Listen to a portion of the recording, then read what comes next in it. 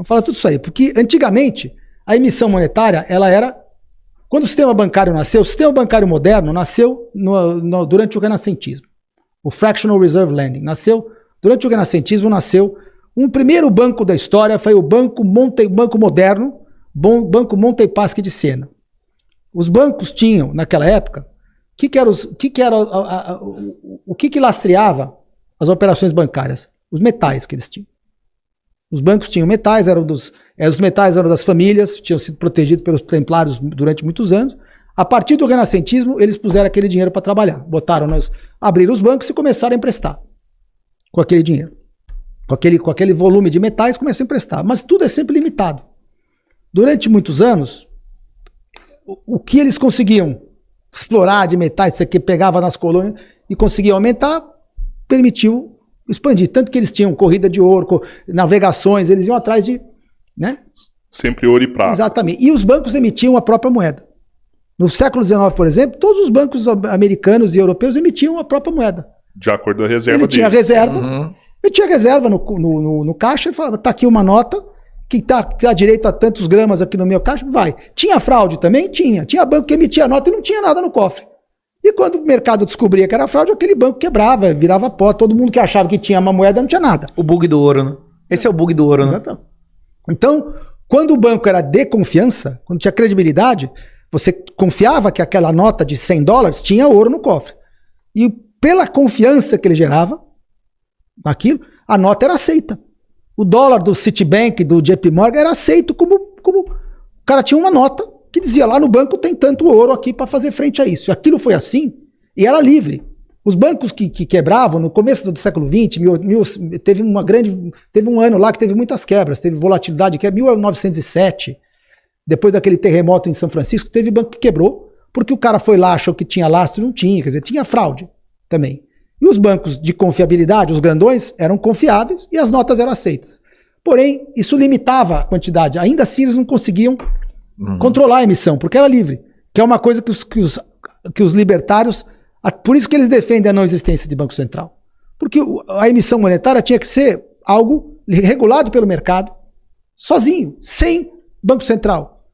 Porque se é regulado pelo mercado, se alguém emite sem ter lastro, esse cara quebra, porque um dia vão descobrir que ele está na fraude e ele quebra. Você não precisaria, você não teria nem como gerar essa inflação toda. Porque o banco que emite dinheiro sem ter lastro, quebra. Então era sempre, o volume de aumento no crédito, na emissão de moeda, acompanhava o que tinha de lastro nos bancos. Quem fazia a fraude, uma hora era pego. O que fizeram para poder aumentar isso aí? Os grandes banqueiros mundiais, que eram que a gente chama de globalistas hoje, se juntaram e falaram, não, nós precisamos convencer os americanos a monopolizar a emissão de moeda. Fizeram um projeto de lei, entregaram prontinho para o Congresso americano, Federal Reserve Act. Vocês vão tornar ilegal que qualquer banco emita e vai ser monopólio do consórcio de bancos regionais chamado Federal Reserve, que é um consórcio de bancos privados, isso você já sabe bem. The Beast of Jekyll Island. Jekyll Island. Em Jekyll Island, essa reuniãozinha dos banqueiros... Vamos passar a perna no povo, né? Não, vamos controlar a emissão monetária, porque quem controla o crédito tem poder. Quem no mesmo ano que criaram o Fed, você não precisa ganhar imposto de dinheiro. renda. Não apenas eles controlavam o sistema bancário, como passaram a informação de quanto cada um ganha. Quem controla o crédito... O imposto de renda foi criado no mesmo ano, no mesmo semestre. Tem poder. Porque você não precisa ganhar dinheiro. Quando você fabrica o dinheiro, você tem poder. Quando você concede crédito, você fabrica o dinheiro. E pior que conceder crédito, quando você define a taxa de juro. A definição da taxa de juro é pelo cara que monopoliza. Tem duas coisas a respeito a isso também, sobre definição da taxa de juro. Mas vamos lá, primeiro. Essa parte da história é bom para a gente saber por que nós estamos falando hoje em Bitcoin. Só existe um motivo pelo qual nós estamos falando de uma outra moeda hoje. Porque a moeda que o mundo é dominado nela, ela está sob controle de gente que não faz outra coisa a não ser aumentar. Abusaram do direito deles. Que nem tinha direito dele, porque é um monopólio. Qualquer capitalista verdadeiro, qualquer liberal clássico, seria contra o Fed. Porque é um monopólio. Um cartel. É uma espécie de cartel. Mas é um monopólio. Porque só eles podem. É um grupo que pode. Não, uma empresa privada que tem uma concessão pública monopolista. Exatamente. Ele tem o charter. Então o Federal Reserve Act de 1914, eu não sei se 14, eu não lembro exatamente do ano. o governo americano deu a concessão, charter, para que este grupo de bancos privados, que são 10, pudessem reunir-se e decidir quanto eles iam emitir de dinheiro e quanto eles iam pagar pelo dinheiro de curto prazo, que é o Fed Funds.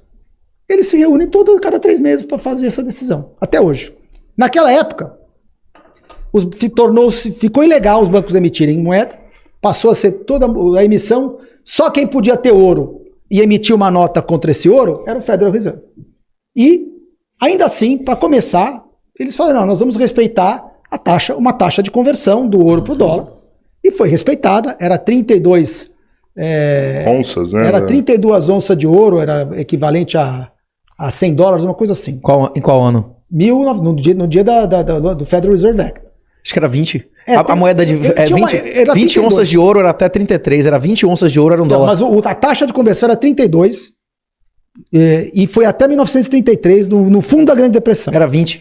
Tem moeda de 33, de 20 Agora, 20 aí, dólares. Aí o que aconteceu? 31 gramas. Uma moeda você vê que 31 gramas. Em 1900, e agora 2015. durante a Grande Depressão, eles fizeram a primeira grande desvalorização do dólar, que foi pela metade. Quase a taxa metade. A taxa foi de 20 para 35. A taxa foi quase metade ou quase metade. Mas o que eu quero dizer, por que chegou... O que aconteceu? Depois que o Federal Reserve monopolizou a emissão monetária, tá? E lógico que aí ele começa a controlar o crédito também. Porque na medida que ele tem a emissão monetária monopolizada, ele consegue afrouxar ou não o crédito dos bancos mediante as políticas dele. Juros, compulsório e taxa de redesconto. E aí, nesse momento... Teve a Primeira Guerra Mundial, foi bem no auge da Primeira Guerra a criação do Fed, ou no começo ou durante a Primeira Guerra. Terminou a Primeira Guerra, a Europa estava devastada, certo? O que aconteceu? Europa devastada, precisando reconstruir, os Estados Unidos emergindo como potência produtora. Os Estados Unidos não era potência consumidora naquela época, ele era potência produtora para o mundo, ele passou a ser potência consumidora depois. Potência produtora na década de 20, berço das novas ideias e com muito dinheiro. Porque se você é um país... Os Estados Unidos era na década de 20... O que a China é hoje. O que a China é hoje. Eu sempre falo isso. O dilema de Triffin hoje Exato. Não permite. E aí, o que aconteceu naquele caso? Os Estados Unidos produzindo, exportando para a Europa não tinha dinheiro, mas tinha que comprar dos Estados Unidos, porque ela tinha sido devastada, ela não tinha produção. Então os Estados Unidos fornecia e isso criou um superávit comercial nos Estados Unidos, o déficit na Europa. O que é o superávit comercial na época? Hoje, o superávit é medido em dólar. Naquela época era ouro. Quando você tem o superávit, você acumula ouro. E quando você tem déficit, fica devendo em ouro. Todo o ouro do mundo veio parar no cofre dos Estados Unidos, porque ele tinha o superávit. Certo? Os europeus devendo e ele com surplus, superávit comercial, ou seja, ele ficou com ouro e ele passava, e todo dia ele emprestava o ouro para cobrir o déficit europeu. Começou assim. Só que com essa quantidade enorme de reserva e de moeda no sistema bancário americano, ele passou a ter crédito abundante para todas as inovações da década de 20. Então a década de 20 foi uma década que apresentou inovações como transporte aéreo, como radiocomunicação, explosão de carro, de tudo, linha de montagem, né, o Henry Ford, e essas inovações eram tão relevantes para aquela época, iguais às nossas hoje. Igual a internet foi na década de 90, igual a inteligência artificial hoje. Então toda boa ideia chove dinheiro. Choveu dinheiro e impulsionou o Dow Jones para níveis estratosféricos na década de 20 e que culminou no crash de 29. Muito crédito entrando para a ideia. Só que aí começou a entrar crédito para tudo, para coisa boa, coisa ruim. E você chegou no exagero. Quebrou. Aí quando você quebrou, você jogou o mundo na depressão, porque você teve pela primeira vez... não foi pela primeira vez, mas naquele caso você teve uma espiral deflacionária. Porque todo mundo devia para todo mundo. E quando um não paga o outro, você vai criando efeito de cascata. Empresas alavancadas sendo chamadas de margem. E naquele momento, você teve uma destruição muito grande de crédito. Quando você destrói crédito, você destrói moeda. Né? Porque a moeda não é só o papel na tua mão. Aliás, é muito pouco papel, moeda. A moeda hoje é crédito, é você ter dinheiro, você paga com crédito, com o saldo da tua conta, você tem o teu ativo financeiro, você desconta ele no banco para comprar alguma coisa. Então, o grosso da moeda no mundo, os dólares que circulam no mundo, é crédito. Cada depósito o banco é permitido fazer vários empréstimos contra aquele depósito. Não tem mais nem como reserva fracionária significa isso. Que os maiores emissores de moeda não são os governos, e sim os bancos. Mas obedecendo regras do governo, de compulsório. E diga-se de passagem, hoje as regras quase não existem mais. O compulsório é zero no sistema bancário americano. Zero. O que entra de depósito lá, você pode emprestar. Aí o dinheiro volta como depósito e você empresta de novo. Basta ter alguém disposto a tomar, você cria moeda. E ele vai controlar quantas pessoas estão dispostas a tomar, porque ele controla quanto é a taxa de juros. E ele controla no curto prazo. Porque no final das contas, a taxa longa é risco. A taxa longa, ele começou um experimento de tentar controlar a taxa longa agora com o QE. Agora, é um mercado muito grande. Quantitative, alívio quantitativos. Nós vamos chegar lá. Eu tô fazendo um histórico para depois soltar a bola para você. Rapaz, caralho, como é que vocês não botaram esse cara para ser governador de São Paulo? Botaram um Tarcísio. Cara, o cara que tinha acesso a Bolsonaro rápido. Todo mundo, os militares, todo mundo gostava dele, velho. Como é que pode isso, velho? Deixa eu te falar. Ele é bom demais pra cair nessa. Caralho, velho. Ele não tinha interesse pessoal de defender o asset dele, rapaz. Eu seria trucidado lá. Rapaz, como é que... Imagina as raposas em cima de mim. Rapaz, os militares gostam de você. Os legalistas gostam de você, os bolsonaristas gostam de você. Você é um cara que entende de economia, entende de história. Puta merda. Como é que botaram esse cara pra ser governador de São Paulo, velho? Tudo isso porque a Lehman Brothers quebrou com eu lá dentro. Aí eu fui parar pra estudar isso aí. Eu só pensava em comprar e vender, operar mercado. Até era ganhar dinheiro, eu só pensava em ganhar, comprar. Quando a Lehman quebrou, eu parei, fui ressignificar minha vida, porque eu podia ter sido devastado. Eu achei que já aconteceu. A gente só aprende no erro, né? Só foi na dor. Foi na dor. E aí, então, começou em 1933, os Estados Unidos e o mundo no meio da depressão, e os caras, como é que a gente vai expandir o crédito aqui? A gente sempre imprimir dinheiro, né? Porque o presidente já não era mais o Hoover, era o democrata Franklin Roosevelt, que tinha como ídolo dele na economia um sujeito chamado John Maynard Keynes, que escreveu no livrinho dele que o Estado era o agente, podia ser um agente de crescimento. Gasto público seria bom para... Que é a coisa que nós, como economistas clássicos, liberais e libertários, abominamos gasto público. Mas ele era um democrata, né? O Roosevelt não era um democrata, era progressista, era esquerdista. Botou na cabeça dele, o Keynes era o economista, era o Joseph Stiglitz da época, era o Keynes. Todo mundo babava ovo nele. Que os esquerdistas, né? Os esquerdistas, os caras que eram considerados conservadores achavam uma abominação. Nós gostavam do Hayek e do... Isso, considerava aquilo uma abominação, do Hayek e do von Mises. Só que naquele momento, o Hayek e von Mises explicam por que teve o crash. Só que aí veio aquela coisa assim, vamos imprimir dinheiro para salvar. Mas como eu vou imprimir dinheiro? A gente tem o lastro em ouro aqui, eu preciso de mais ouro se eu vou emitir mais moeda para emprestar para os bancos. De ouro e ferraram todo mundo. Aí eles fizeram a primeira grande tungada. Primeira grande tungada que deram no mundo. E quem tinha dólar como reserva de valor. Porque enquanto tem o lastro em ouro, é uma reserva de valor. Sim. E você vê, não tinha inflação igual à inflação. A inflação no mundo, de verdade, em dólar, começou a partir de 1932. Porque inflação não é preço. A inflação é do CP, é do IPCA. Inflação é um fenômeno pura e simplesmente monetário. Aumentou a quantidade de moeda e crédito em circulação, se aumenta a inflação, independente do que... Para onde vai o preço das coisas é consequência. É para onde o mercado quer. Você aumenta crédito, aumenta volume de moeda em circulação, se o mercado quiser comprar imóvel, vai inflacionar o preço do imóvel. Se quiser comprar banana, vai inflacionar a banana. Vai para onde tem oferta e demanda, onde tem a disposição do agente econômico aplicar aquele dinheiro. E quem pega o crédito primeiro é quem está ganhando, porque sai comprando as coisas antes de subir. Cantilionários. Exatamente. Isso tudo a gente vai concordar em muita coisa. E aí foi a primeira grande passada de perna. Foi o primeiro grande evento inflacionário. Mas porque não tinha caixa para dar a crise de 29. Não, eles queriam cobrir eles não tinham caixa. Não tinha. E aí, olha, bicho, agora eles primeiro compraram todo o ouro que existia em custódia corporativa, todo o ouro no banco. Eles fizeram a apreensão do ouro. De 33 a 71, ter barra de ouro em casa nos Estados Unidos era crime. Era crime. Eles dava 10 anos de cadeia. Mas aí eles começaram a gostar da coisa. Igual vai ser com o Bitcoin daqui um dia. Não, peraí. A gente vai entrar depois. Tá. Isso é um risco, mas não estou dizendo que vai. Pode ser, pode não ser. Eles podem desenvolver outra teoria depois que tiver, mas isso tem eventos para chegar nesse risco que eu não sei se é real. Eu acredito que até 2033 eles vão fazer exatamente o que eles fizeram com o ouro em 33. Eles podem fazer uma apreensão. Não, apreensão não. Desapropriação iminente também. Dizer, não é ilegal, tem precedente, você recebeu a cotação do dia em dólar. Só que a cotação do dia seguinte vai ser 10 vezes mais. Inclusive com o ouro. Com o ouro eles podem fazer.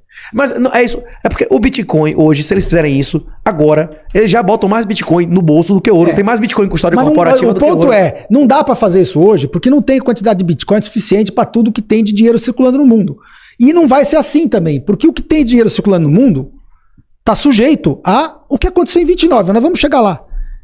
Aí você teve sucessivas desvalorizações. Isso tudo porque você teve a Segunda Guerra, precisou de dinheiro. Sucessivas valorizações, o governo americano emitiu dívida para pegar o dinheiro do povo para financiar a Segunda Guerra, tinha os war bonds, né, os títulos de guerra. Depois de 45, os Estados Unidos continuou botando dinheiro para reconstruir a Europa, Japão, não sei o quê, precisou de mais crédito e foram fazendo desvalorização até que chegou num momento na década de 60, no final da década de 60, o próprio Estados Unidos bateu a capacidade ociosa dele e não conseguia produzir mais nada. Tava na tampa. E aí você começou a ter uma inflação mundial. No sentido de que você punha crédito para continuar crescendo e não tinha oferta. Então, o efeito da inflação foi sentido nos preços. Você tinha inflação antes também. Só que ela não era sentida no preço. Sim. Porque você tinha capacidade ociosa, você tinha como aumentar a produção, tudo. Quando você parou, você continua emitindo dinheiro, mas sem mais conseguir aumentar. Aí começou a sentir no preço. Quando sente no preço, acusa no consumidor. Aí fica ruim politicamente. Você pode ter 10 anos de inflação que vai para um monte de coisa e não vai para preço. Você está gerando inflação no mundo, tá desvalorizando a moeda, só que como não está indo no preço da cesta básica, você continua roubando as pessoas sem elas perceberem.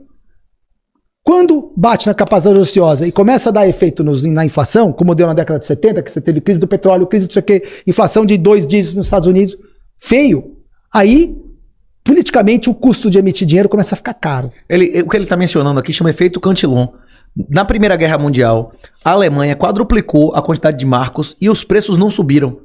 Não imediatamente. Depois teve a República de Weimar e quebrou tudo. É isso, porque durante a guerra, seu filho e seu marido foram para o combate, você vai reformar a casa, você vai fazer turismo.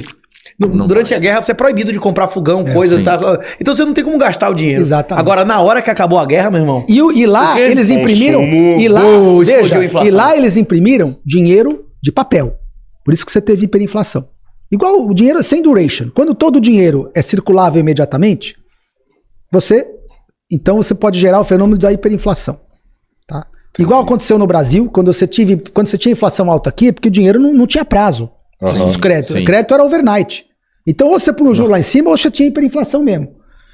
Venezuela, que só tem dinheiro de papel também, o cara sai com um caixote lá. Agora, o dinheiro no mundo não é papel.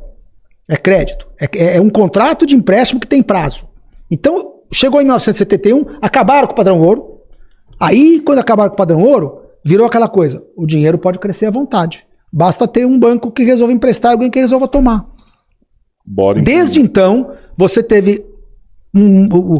primeiro, você tem no final da década de 70 a segunda crise do petróleo. Paul Volcker, presidente do Fed americano, subiu o juro. Mas não foi só ele que subiu. O mercado todo botou ele na parede, começaram a botar o Fed Funds para cima e ele teve que aceitar aquela alta e pagar mais pelo dinheiro, ou ele mesmo teria... Ou o dinheiro continuaria correndo solto. A inflação continuaria comendo solta. Então o mercado botou o juro para cima, os Fed Funds futuros. Um padrão que nunca voltou, depois foi uma aí, 40 anos de queda. Exatamente. E o mercado de moeda tem um ciclo, tem um certo ciclo, né, de alta e queda. Mas aí depois daquele momento, fruto da possibilidade de você expandir o crédito sem limite, dali em diante, depois daquela alta, os Estados Unidos, naquele momento, o que aconteceu? Que também aumentou. Os Estados Unidos já tinha transferido os principais meios de produção dele para fora dos Estados Unidos. Porque já chegou, a capacidade de produção industrial americana já estava no limite. O que ele fez? Vamos embora, as empresas americanas foram para a Europa, foram para o Japão. Na década de 80, foi o Japão que passou a ser o motor industrial do mundo. 60, 70 foi um fenômeno. Aí chegou a 89 que veio a crise e acabou. Aí bateu. Mas aí quando o Japão chegou no limite, que estourou no Nikkei, aí foi a China. Década de 90, as empresas globais, americanas e europeias, começaram a botar dinheiro na China. Então, com isso, toda a inflação monetária de impressão de dinheiro não foi para preço, porque na China tinha ociosidade. Então, aí isso permitiu com que eles aumentassem o estoque de dólar de circulação em 1980, 90, 2000, sem gerar a inflação que tinha na década de 70. De Lima de Triffin, é o esquema do milkshake. Porque esses outros países, como eles estão crescendo, eles estão demandando mais dólar, né? Sim. Então, os Estados Unidos nunca vai ser um país industrial, enquanto o padrão do mundo for dólar. Exato. Todo mundo tá querendo botar dinheiro lá e fica tudo caríssimo. Porque era a mesma coisa que tinha com o ouro na década de 20. Então, o americano continuou, o americano tinha o capital, porque ele podia emitir. E como os outros países não tinham nada, ele no começo, como é que ele dava o capital para os outros países? Exportando indústria. Dinheiro, ele punha as empresas lá. Não era dólar que ele dava no começo. Ele falou, vou te dar aqui, o empréstimo que vou te dar a minha empresa vai abrir uma filial aí, vou te dar tecnologia. É um capital válido, porque é valor aquilo. Se você vai dar a tua tecnologia, eu vou montar uma empresa aí, isso é válido. Isso que a China recebeu no começo. Mas é tiro no aí pé ela também, né? Só que ela não tinha para quem vender. Que é tecnologia. Aí o americano fez isso, a China não tinha para quem vender. O americano falou, mas eu consigo imprimir dólar aqui, eu mesmo vou comprar o teu com o dinheiro que eu imprimo. Então, enquanto os Estados Unidos, a moeda for aceita, ele pode fazer isso para sempre. E foi o que aconteceu na década de 90. Com isso, os Estados Unidos passou a ser uma economia basicamente de serviços. Serviço financeiro, a economia, o PIB americano diminuiu o percentual dele de produção industrial e virou um PIB muito ligado a serviço financeiro, a outros serviços. Enquanto isso, o PIB industrial do mundo passou a ser China, Japão ainda tem, China e outros países, com dinheiro americano no começo e com a demanda americana. O chinês vai vender, ele precisa que o americano compre, senão não zera a conta. E aí fica muitos dólares de posse nos bancos centrais asiáticos e não sei o quê, e os Estados Unidos devendo, só que devendo na própria moeda. E toda vez que tem que pagar, ele cria dólar. Cria dólar para pagar. Faz dólar. E quando é tesouro americano, ele não paga, ele emite outra dívida, vende para alguém, pega aquele dinheiro e paga aquela. Vai fazendo ciranda, porque a moeda dele é aceita. Por que a moeda dele é aceita? Porque o Bitcoin ainda não dominou. Porque não, enquanto os Estados Unidos for a principal demanda do mundo, o americano fala, eu compro, mas eu vou pagar na minha moeda. Eu compro. Você precisa produzir, você precisa sustentar 1 bilhão de bocas aí, você não tem demanda para você produzir renda para sustentar esses caras. Então o maior consumo é lá. Só que para isso funcionar, o cara tem que emitir déficit para sempre e correr uma dívida para sempre. Quando é que isso para de funcionar? Quando as pessoas pararem de receber. Quando ele não conseguir mais financiar a dívida dele. Esse é o ponto. Quando os Estados Unidos, enquanto ele consegue emitir dívida e vender os papéis dele, ele pode ficar fazendo essa brincadeira de comprar produto dos outros para sempre. E isso não vai acabar. Agora, aí nós tivemos todo esse ciclo, vários momentos onde a economia mundial começou a ir mal, os Estados Unidos baixou o juro, falou assim, quando a economia vai mal, baixa o juro, porque o que acontece quando você baixa o juro? Aumenta o crédito. Quando aumenta o crédito, você coloca dinheiro na economia e você dá uma de Keynes de novo. Quando você baixa o juro, não vale mais a pena deixar o dinheiro no banco. Porque você tem um empreendimento como esse aqui. Vocês têm um empreendimento aqui, vamos dizer que se o retorno de vocês fosse 5% ao ano em dólar. Se a taxa de juros for 6, não vale a pena fazer podcast. Exatamente. Sim. Se a taxa de juros for 3, vale a pena fazer podcast, acho, por exemplo, endividando. Eu acho o Treasury Bills... Baixa os juros e estimula o mercado. Exatamente. Atividades que não eram viáveis passam a ser. A questão que ele está falando é tudo verdade.